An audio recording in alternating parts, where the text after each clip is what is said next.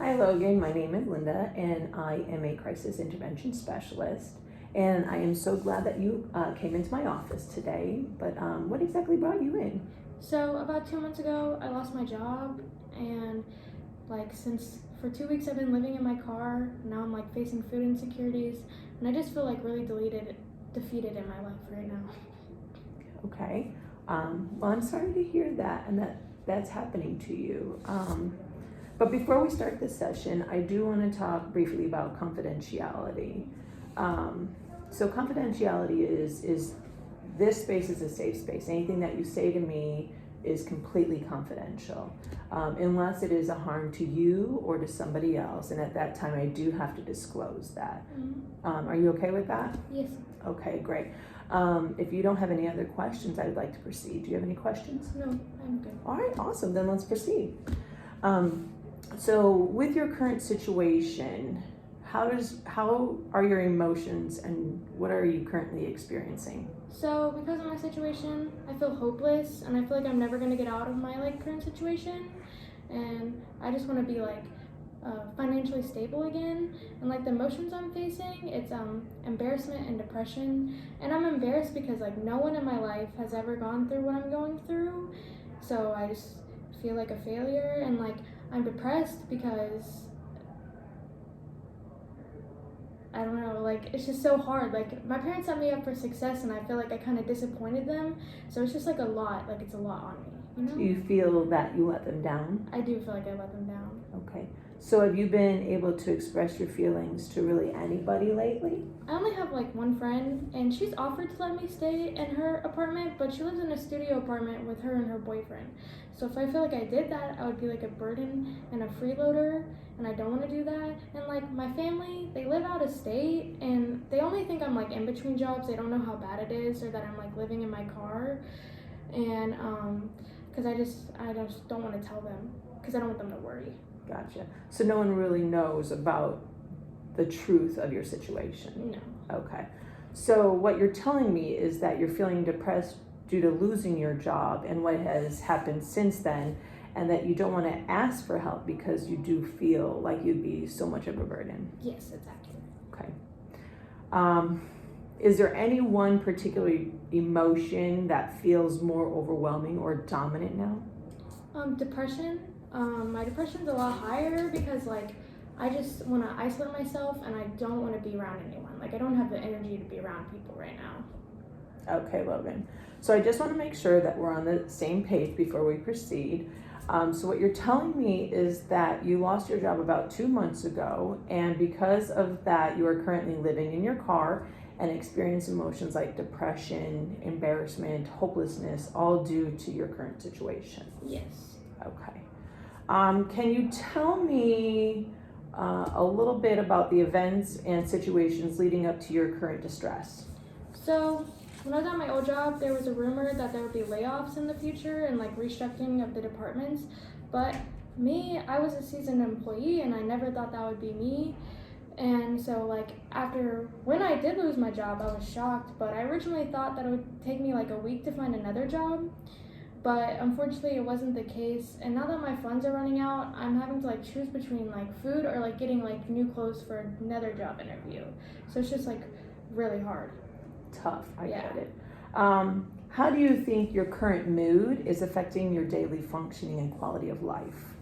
My mood's always negative. I don't have the energy to even be around my one friend that I do have. And I just want to hide away from people. I don't want them to see me, because then I'll feel like they'll see what I'm going through. And I know I need to start looking for more jobs, but honestly at this point I feel like it's pointless because nothing good has happened to me since I did lose my job. Would you like to talk about some of what has been bothering you lately, and perhaps together we can find some solutions? Yes, I'd love that.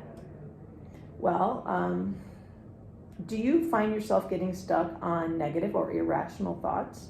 Yes, I do. Even before my current situation, it was so hard for me to look at the positive things. If one thing went wrong, then I would always think everything was going to fall apart.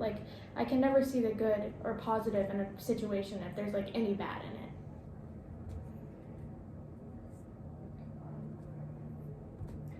You are thinking that if one thing goes wrong, like losing your job, then everything else will fall apart too. Does that sound accurate? Yes, very accurate. So what's the worst thing that can possibly happen if everything does not go exactly as planned? I just feel like my whole world will fall apart, I guess. Like ever since I lost my job, like I feel like I'll never go back to that, you know? And that's how it was before, but this is the worst it's ever been. Like I just feel like everything is just falling apart. So rather than assuming the worst is always going to happen, how can we look at your situation differently and find the opportunity for growth and learning experiences? I guess if I actually didn't have such a negative mindset, I could look at this situation with hope, and I could even maybe actually be honest with my parents and even possibly stay with them until I can get back on my feet again. Okay. Logan, I just really wanted to tell you that being unemployed and the situation that you're in does not define your worth or capabilities. It's simply a temporary phase that you're going through into the next chapter of your life.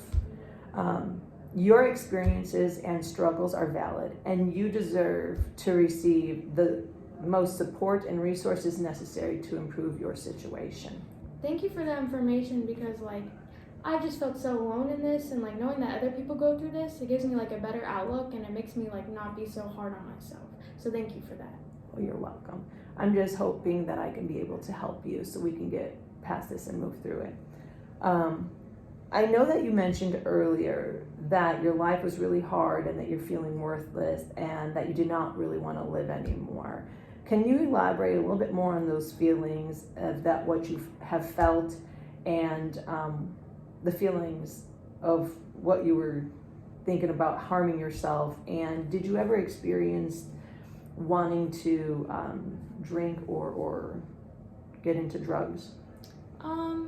I do feel like I want to die sometimes because of my current situation, but I know at the end of the day I actually don't want to die. It's just that everything is so hard right now for me, and but I don't have the means to, and I don't plan to, but I have thought about it before. But I also don't drink or do drugs or anything. Okay.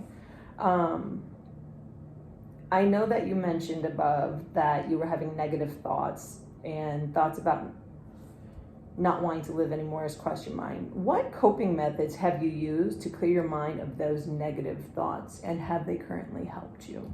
Well, the first coping mechanism that I'm doing currently now is talking to you about what I'm going through, because it feels so nice to actually talk to someone about it.